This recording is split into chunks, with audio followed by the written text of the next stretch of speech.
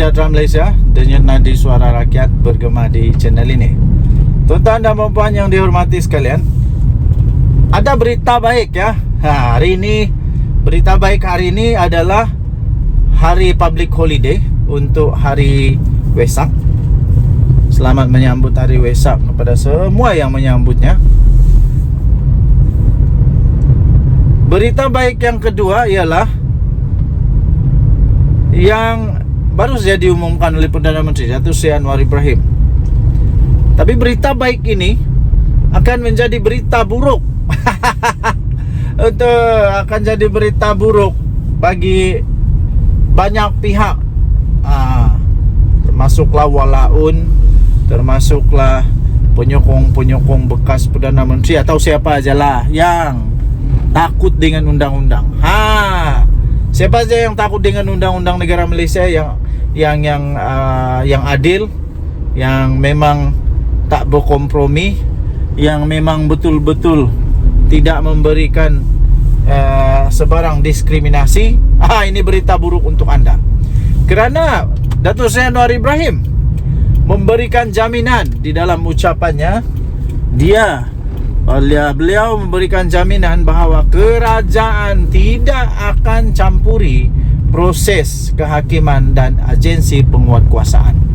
Inilah yang terbaik ya. Inilah yang terbaik sebenarnya, tuan-tuan dan puan-puan yang dihormati sekalian. Yang akan menyebabkan berita buruk adalah, okey, kita ambil tiket dulu. Hari ini kita jalan-jalan public holiday kan. Jadi jalan-jalan pergi beli barang. Mau pergi beli ink printer. Okey, yang menjadi berita buruk ialah sebab ramai orang yang fitnah kerajaan, ramai orang yang fitnah Datuk Seri Anwar Ibrahim. Kata mereka Datuk Seri Anwar Ibrahim campur tangan lah, lepas itu macam-macam lah. Lepas tu ada yang cuba untuk pujuk ke apakah untuk supaya Datuk Seri Anwar Ibrahim campur tangan.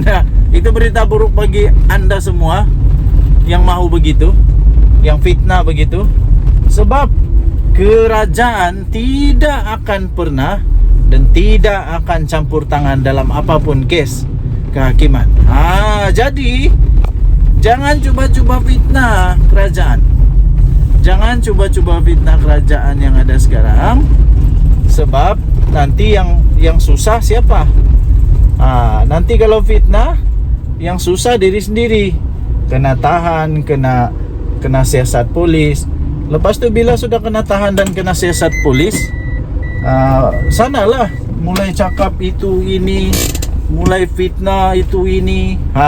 Jadi kerajaan tidak akan mencampuri sebarang proses kehakiman dan memberi ruang sepenuhnya kepada agensi penguatkuasaan seperti Polis Diraja Malaysia dan Suruhanjaya Pencegahan Rasuah Malaysia SPRM. Membenteras rasuah dan ketirisan hasil negara. Perdana Menteri Datuk Seri Anwar Ibrahim berkata, peranan Jabatan Audit Negara juga perlu diperkasam supaya tata kelola dalam perkhidmatan awam dapat ditambah baik.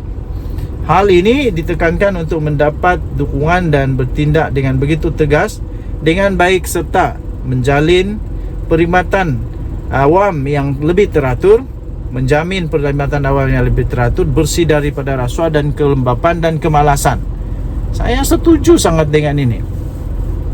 Bagi penjawat awam yang pemalas, yang makan gaji buta, yang harap naik gaji saja, yang selalu terfikir aku penjawat awam, apapun yang aku buat tetap tak ada buang kerja, tetap naik gaji juga dan sebagainya, minta maaf, anda tidak akan dapat dilayan begitu lagi ya. Sudah terlimpas zaman-zaman begitu. Zaman sekarang zaman terbaik. Okey. Mungkin ada yang memandang remeh dan anggap ini sebagai slogan politik, tapi akibatnya besar sekali yang mungkin tidak ramai sedar. Kesannya berantai dan menjalar hingga ke bawah.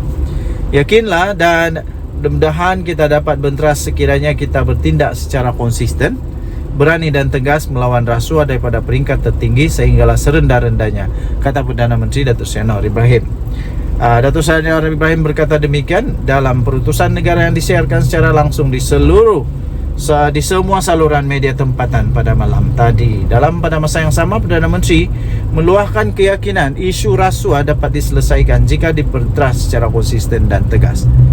Denyut nadi Suara Rakyat bergema di channel ini, tinggalkan komen anda. Bye-bye. Salam sejahtera Malaysia. Denyut nadi Suara Rakyat bergema di channel ini.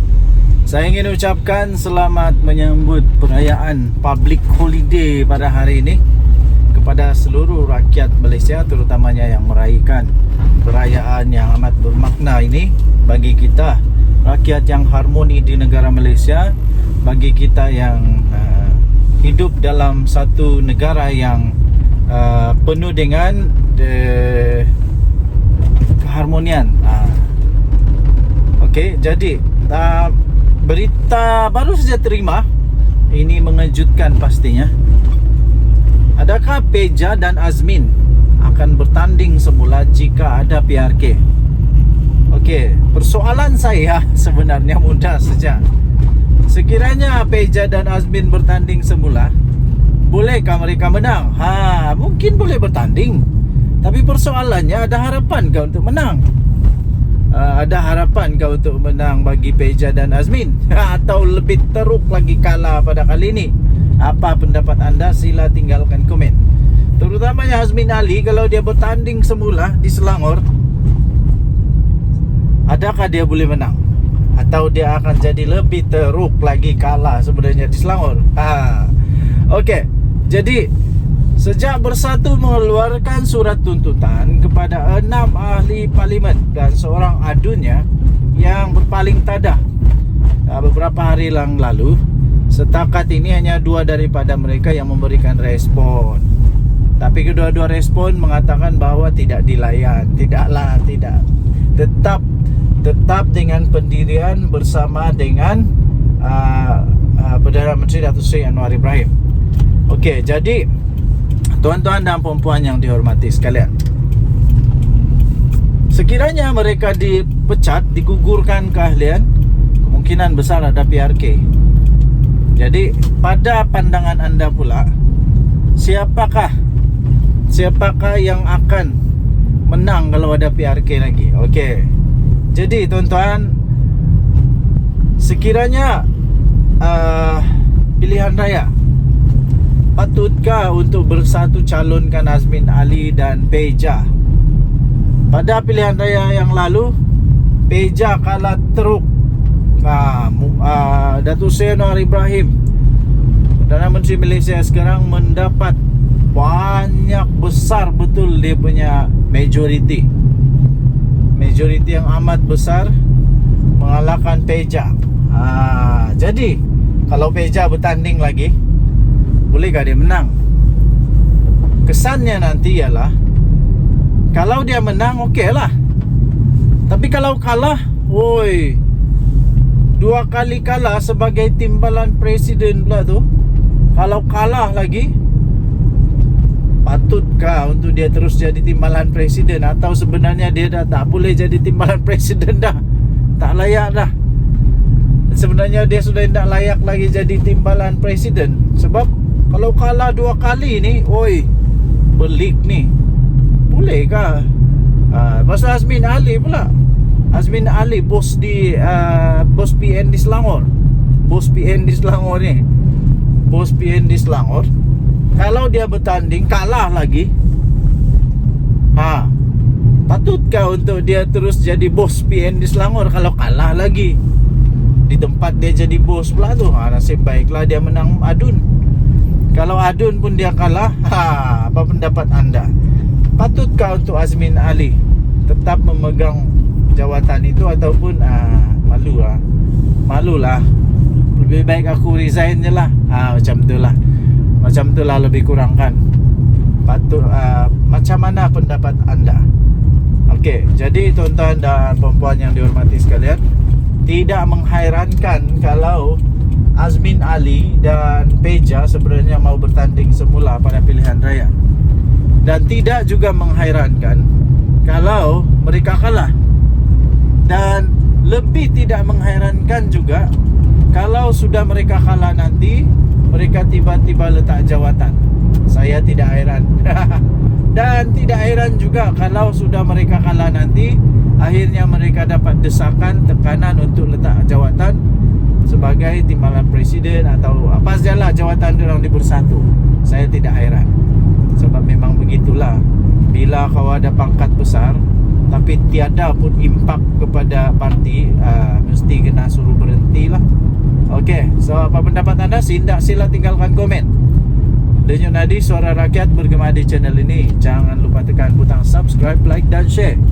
Bye bye.